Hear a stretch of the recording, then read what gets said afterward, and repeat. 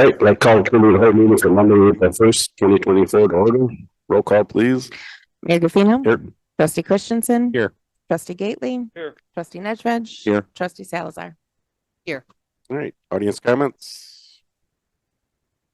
Seeing none. Trustee comments? Discussion item 1, Steve? Thank you, Mayor. Item number 1 on the agenda tonight is our strategic plan. As the board is aware, we update our strategic plan every 2 years, and we held a workshop back in January. As of right now, what we're doing is tonight we're going through kind of a revised draft of the strategic plan. So there's a lot of text here. So what I'm going to do is I'm going to just go goal by goal, and I've highlighted a couple action steps and objectives that are new. Obviously, in front of you, you have all of the changes. So anything that's shown in green is either been revised or added. They're strike through. So anything that's in front of you on the draft that's attached to the packet tonight is struck out, meaning that it's either been completed or removed. So I'm going to walk through real quick, and please stop me along the way if you have any questions. So the first goal in our strategic plan is community vitality, and the first thing I'm going to highlight is the new objective of continuing to identify ways to promote our community identity. This is a new objective. It was an old objective in the past, but after we changed our logo and our tagline years ago, we kind of stopped that, and then we decided it made more sense to continue that branding and make it basically an ongoing effort. So you see some of the new action steps in there are talking about getting our logo out there more. There is a project in here that the community the beautification committee is doing with the staff right now, and that is to have banners put throughout town, not just on the bridge areas. So kind of trying to bring cohesiveness to the community by finding some busy intersections that have the adequate streetlights that we can hang them on. And so Natalie's been doing a nice job of designing some, and we're going to bring those to the beautification committee soon. It's not listed here, but just another thing. Joe's right now, we're getting the Dodge Durangos, which are a new type of squad car for the police department. So with that, we're taking the opportunity to discuss feedback we got when we changed the design of our last vehicles, the ones that you see now, the Ford Explorers. And his staff is looking at 4 or 5 different design options to bring back to the board on ways to market the police to be more visible in the community with their new squad cars. Let's see. The other thing I wanted to point out here is you see establish a dog park in North Aurora. That's been an ongoing issue. It's been brought up by the board throughout the years. I remind everybody that we technically do have 3 park districts in this town, even though the majority overwhelmingly is the Fox Valley Park District. So that's why the action step says work with park districts. There's a small area of Sugar Grove Park District. There's a decent sized area of Batavia Park District with 3 parks, and then the rest of the town is in the Fox Valley Park District. We have heard, from the Fox Valley Park District that they are actually looking to move forward with a dog park soon. They've already started some preliminary site visits of places that they think might be viable, and they're trying to move forward with an opportunity. You know where it's? As of right now, the last I heard, they originally were looking by Goodwin School, but they were having issues going back and forth with ComEd. So the last I heard is they're looking at by Highland Parks area, so off of Sycamore and Oak Street in the middle of town. The next goal is economic development, always a fan favorite. A lot of people like talking economic development. So on here, one of the new objectives is to foster growth of vacant properties and subdivisions and future annex lands. Basically, we wanted to put something in there. I'm going to get to it in a second, but as you know, since we've moved to our first full-time economic development person, we're drafting a completely brand new strategy on how we look at economic development. And one of those things is marketing not only vacant properties. When I say vacant properties, we're not just talking empty storefronts, where we're working with the business owners. We're talking actual vacant properties, so farm fields and things like that are within our community. Subdivisions, that just means that there are still some subdivisions in town that have been approved but never built on. Deer Run, Autumn Ridge. Autumn Ridge has 2 homes, but I think it was platted for probably about 100. Deer Run has never broke ground, but they're approved. So working with those developers and trying to see if we can get some movement on those properties. And then future annex lands refers to the boundary line agreements that we have done in the last few years with Aurora, Sugar Grove, and Batavia. Still have some areas out there that are contiguous to North Aurora that need to have some cohesiveness.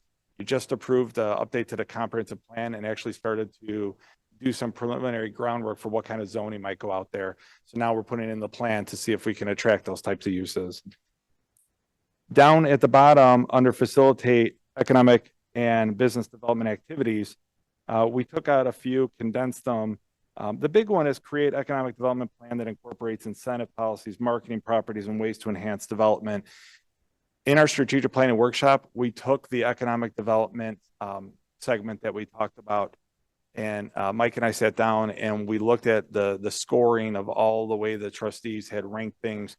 And what we're trying to do is incorporate that directly into the strategy.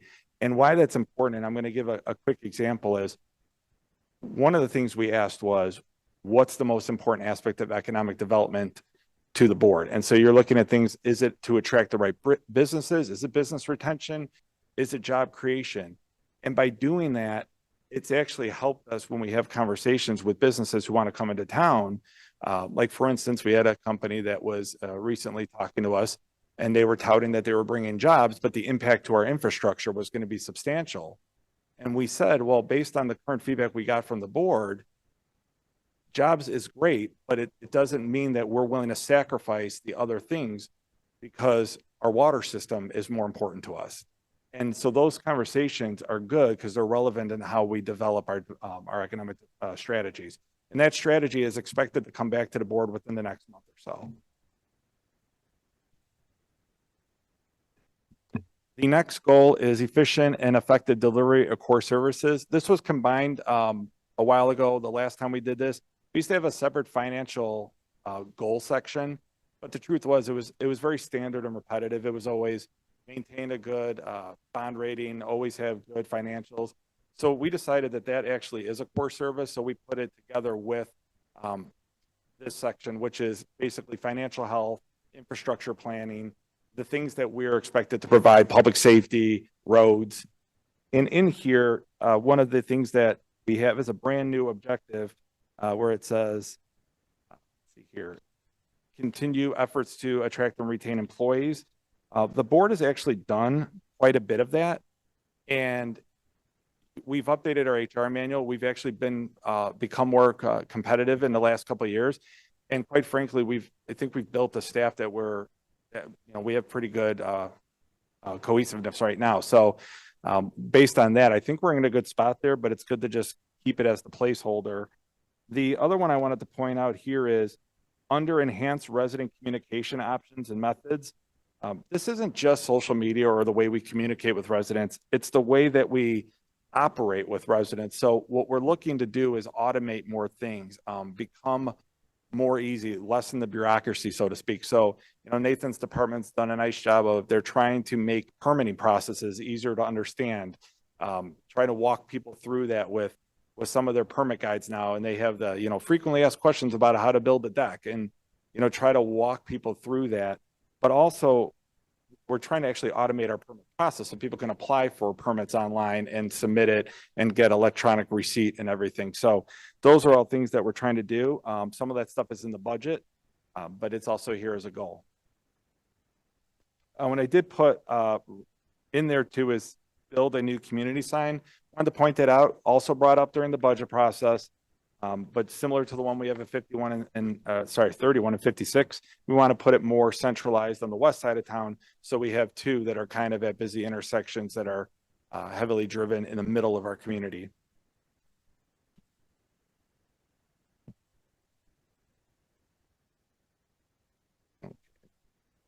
Okay, under, let me make sure I lost my place there, sorry.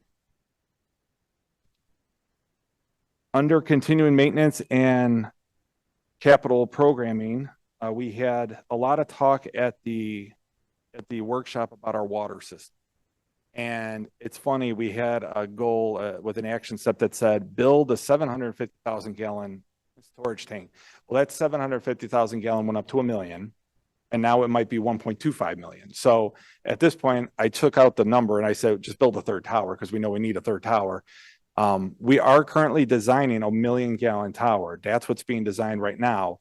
It doesn't take much to just switch it to a 1.25. So what we're doing right now is while EEI is doing all the preliminary engineering on the tower itself, they're also taking into account that at some point it may be upgraded to a 1.25 million-gallon tower.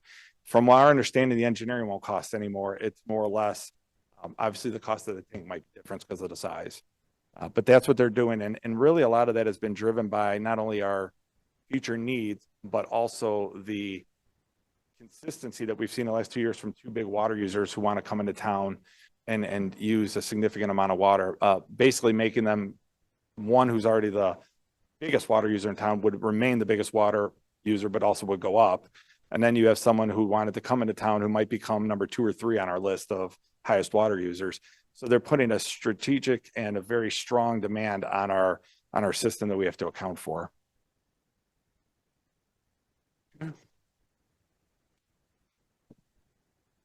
And then the last one is, we broke this out years ago. We used to talk about economic development and Route 31, one and the same, because Route 31 needs a lot of economic development.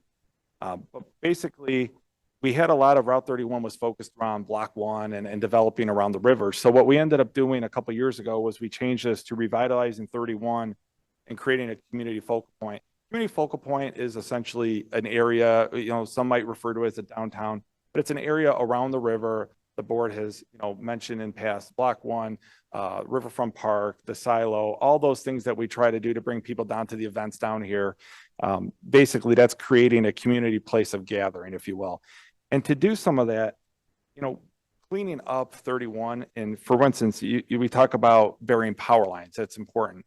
But power lines are expensive, so you have to talk about how you would phase it or where the funding would come from. The TIF funding that we're getting with the newly established United TIF is substantial and could drive a lot of that types of projects. But we've also been creative in the ways that we've been trying to go at it now.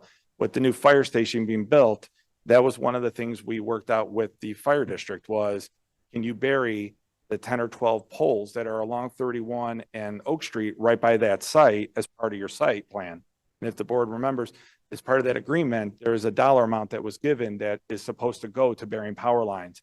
And so everything, right, as far as we know, as of right now, is still moving forward that direction. So that was one way to start getting rid of some of the power lines. And those were the only ones that were along 31 from that stretch between Oak and 56. Excellent. The other thing too is just reminding people that, the Fox River Dam has been a conversation that has come and gone. And it came back about 2 years ago. If you remember, the IDNR came in and then they about a year ago or so, they presented some options on what it would look like if they were to remove the dam. We keep getting updates. They do take, every step of the study takes several months. So we did get an update last week that they finished their what they call their sediment review. Any previous contaminations or sediments or anything that's built in the soils that are in the silt that's underneath the water behind the dam, they're trying to figure out in their modeling, if a dam was to be removed, how that would affect that. So they've got their report done. The next step for them is to meet with the IEPA, go over that and discuss mitigation options if there is something that needs to be done. And then once that's all wrapped up, we assume at that point, is based on our schedule, that they'll be coming back to us to once again talk about the options and the water modeling. Okay, we looked at those 10 or so options, and here's how the water would look in each step of the way. And then if you see here, there's some other action steps that were in the plan already, things like hosting public meetings and things. So once this comes back to the board, having the public come in and actually meet with the IDNR and give feedback on the project, building IGAs so intergovernmental agreements with the Fox Valley Park District, which we'd have to do because they own the shoreline. And one of the most important things is working with the Fox Valley Park District to try to make sure that the shoreline, that there's a restoration plan, or that the IDNR's restoration plan is in line with what the Fox Valley Park District would like to see as well.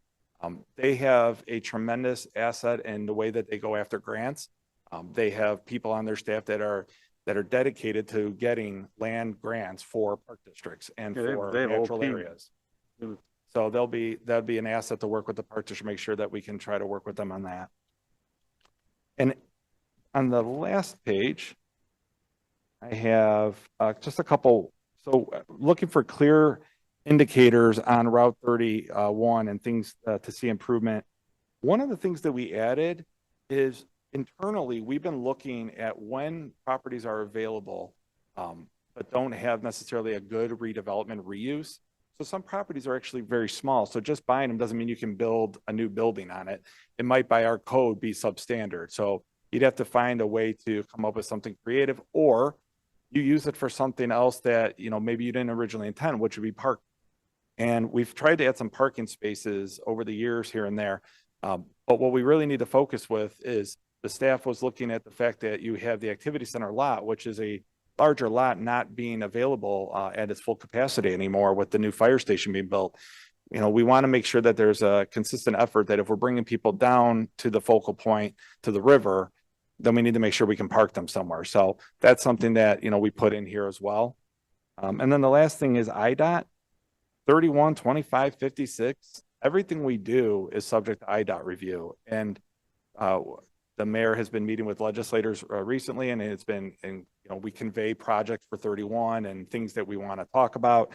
On here, you'll see it doesn't say road diet, even though that's in our comp plan. It says evaluate possible road configurations to address lane width. The reason it's written that way is because a road diet implies that you're going from, let's say, 4 to 3 lanes. But if the traffic volume doesn't account for a road diet, then one of the other thoughts would be, is there a way, and it's complicated, but is there a way to acquire a little bit of right of way in each direction to widen the lanes, to actually make the lanes at least the standard lane width that we build today, so that cars aren't running up against each other right at the yellow lines. So that's one idea then there. So it just gives us more options. And then the last thing is evaluate safety for State and Grant at all the way from State Street from Grant to Route 25. Everybody knows the hill outside of Village Hall. We've talked about it at strategic planning. Staff has talked about it. The police department talks about it. We're trying to find creative ways to make that safer without making it more confusing or congested. And it's not an easy thing, but no matter what, it goes through IDOT. So what we want to make sure is that whatever ideas we come up with is that we have a partner in working with IDOT that they're okay with working with us. It could be as simple as updating striping and making the striping more prevalent, which would be IDOT. And if they would let us stripe it, we could probably fit into a program quicker if we could and just get it done. So those are things we can do. Does anybody have any questions? No, I think it's very good, very thorough. You hit all the spots, you hit all the items. Good job.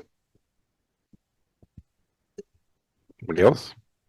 No, I agree. It seems to cover everything that we went over and prioritize what we talked about during the strategic planning meeting.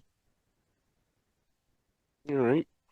I wanted to mention, for kind of budgeting, but, I consider adding some money maybe to enhance our Veteran Memorial. It's been probably, 10 years, if not longer, that been like it was, which is nice, but we have quite a bit of land there. And I was thinking maybe we could get a committee of veterans and others and come up with something that kind of just give it a shot in the arm and kind of, increase the visibility of it there. And I know we talked about adding a sign route or Oak Street. A lot of people don't even know it's there. So, assuming we have the money in capital funds to do that. Sure. So what we can do is it's kind of twofold. Coincidentally, we talked at our staff meeting with Public Works today about putting a sign up at the intersection of Willoway and Oak, also one at John and Willoway. So when you turn into the neighborhood, hey, Veterans Memorial this way. That's pretty easy. The only concern the staff had about the signage was Brian had brought up a good point that Oak and Willoway is there's a lot of signage already there. So we're trying to figure out a way that it wouldn't just get lost in the noise. So we have to come up with a clever way to do that. But in the meantime, we're bringing back, we always have at the second cow meeting in April is our an updated budget review. So anytime we throw a number in, or like Jason's like, I forgot to put 5,000, I say I threw Jason under the bus. I forgot to put $5,000 in, let's put it in so we can bring it back to the board to show them before we bring it to a vote. We can clearly put a placeholder. We have plenty of money in our capital funds for those types of projects. But I go one step further, and given that we're doing the strategic plan, if you go back, I can add an objective or an action step somewhere under community vitality and actually make enhancing the Veteran Memorial an actual goal of the board if you want me to, Yeah, or an please. action Yeah. stop. Mhm. I agree. Yeah. I think that's a good idea. Signs, I mean, I lived here for a very long time. I've lived in the village for 22 years, and until, you know, not, somewhat recently, I didn't even know it was over there. So there, yeah, signage would be very helpful. Yeah, we want to recognize people who served. I Yeah. think putting a sign up is the least we can do. In the And it- meantime, before Veterans Day, I can, because it's so far away, Mhm. we can have Natalie, maybe we can have Natalie do like just a random, like we've been starting some Did You Knows on Facebook. And we could start doing maybe some Did You Knows and squeeze in the Veterans Mhm. Memorial, make sure that it gets seen that way. Yeah, I would just like to increase, the interest in it. We have the bricks there. I don't think anybody knows they could buy their name on it or a relative that served in the, armed forces. So, Been that's I on the thought. ticker on the sign here on the Maybe that's the corner. first Did You Know is Did you know you could buy a brick? Yeah. for the That's memorial? right, because I got to get my brick. Yeah. Then, like I said, if they expand it, and originally we talked about tanks and cannons and all kinds of things, but get a committee together, some veterans, and see what would they like to see or how we can enhance it. I don't know if through the architecture company, can't even think of their name, that we had on the parks before looking at stuff. But I mean, come up with some kind of Jessica?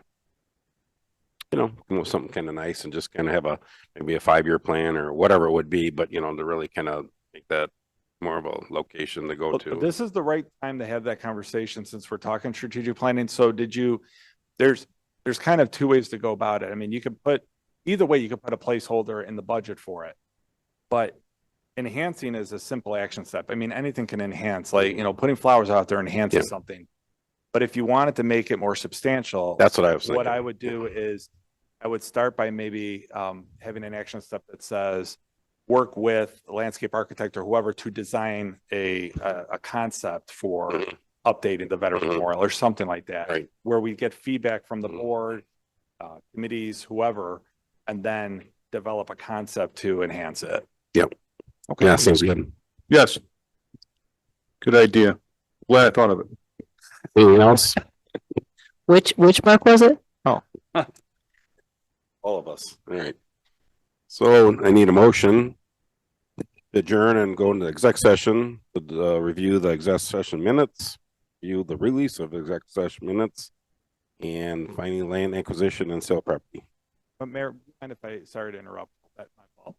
I should have mentioned that the Lions Club did put in, they tried partnering with the village and we're on a wait list. So we have tried to actually acquire auxiliary equipment for the Veterans Memorial, but it's a national wait list. So you get a sponsor from, I believe Tammy Duckworth is our sponsor, and then you put it in to the system. And we did get an update that we're kind of far down the list, but whenever they retire a piece of equipment, then you can work to have that equipment put on display in a respectful manner. But we've been on that list for like 5 years. So every 3 years we have to update it. And you said we're what number? I think, was it, Joe, I think Chris said it was 198 on the list or something like that.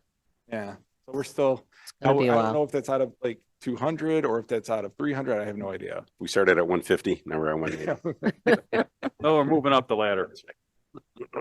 Gonna be a few years, I think. Yep. All right. Motion to adjourn. Second. In favor, say aye. Aye. Opposed, the same. All right. Thank you.